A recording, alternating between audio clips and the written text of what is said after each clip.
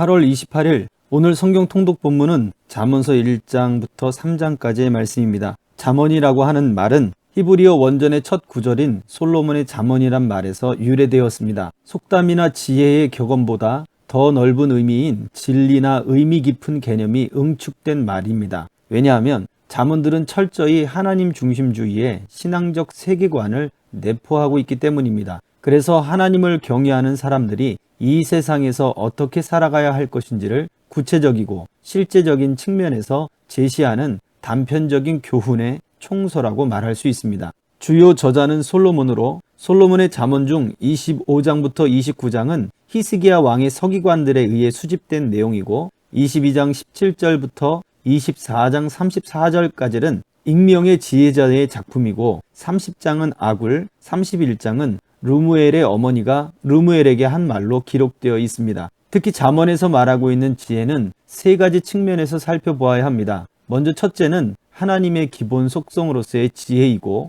둘째는 피조세계 가운데 계시된 속성으로서의 지혜가 있습니다. 이 두 가지 측면은 말씀이 육신이 되어 우리 가운데 거하시는 그리스도를 보여줍니다. 지혜의 기원이 하나님을 경외하는 데 두고 있을 뿐 아니라 지혜를 얻는 것 자체가 생명과 은혜를 얻는 것과 연결되는데 8장에서는 그 지혜가 인격체로 등장을 하고 요한복음 17장 5절과 1장 1절에서 3절에 묘사된 그리스도께서 창조 전에 이미 존재하셨고 창조 사역에 동참하셨던 것과 관련되어 묘사되어 있기 때문입니다. 지혜의 세 번째 측면은 사람에게 주어진 삶의 지혜를 말합니다. 개개인들에게 관심을 집중시키고 유사한 경험에 직면한 모든 시대 그리고 모든 이들에게 지극히 실제적으로 다가오는 지혜인 것입니다. 결국 하나님을 경외함으로부터 오는 지혜는 예수 그리스도를 통하여 현 시대의 개개인에게 집중되고 사실적으로 다가옴을 그리고 실제적으로 우리 삶을 진리 가운데로 이끌어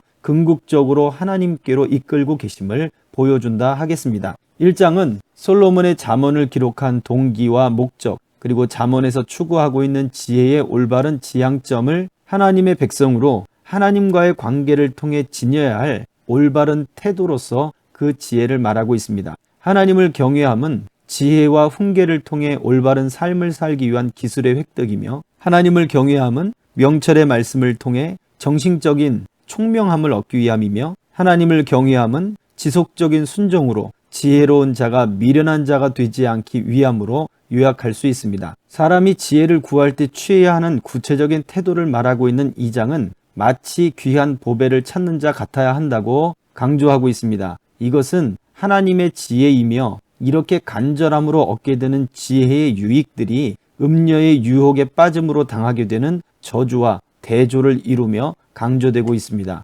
인간은 스스로의 힘으로는 선한 길을 걸어간다는 것이 불가능합니다. 정말 간절히 찾아야 얻어야 할 것은 하나님을 경외하는 지혜인 것입니다. 3장은 2장에서 다루었던 영적인 측면에서의 유익에 더하여 지혜의 축으로 인하여 발견하게 되는 행복과 타인에게서 받는 사랑에 대한 부분을 묘사합니다.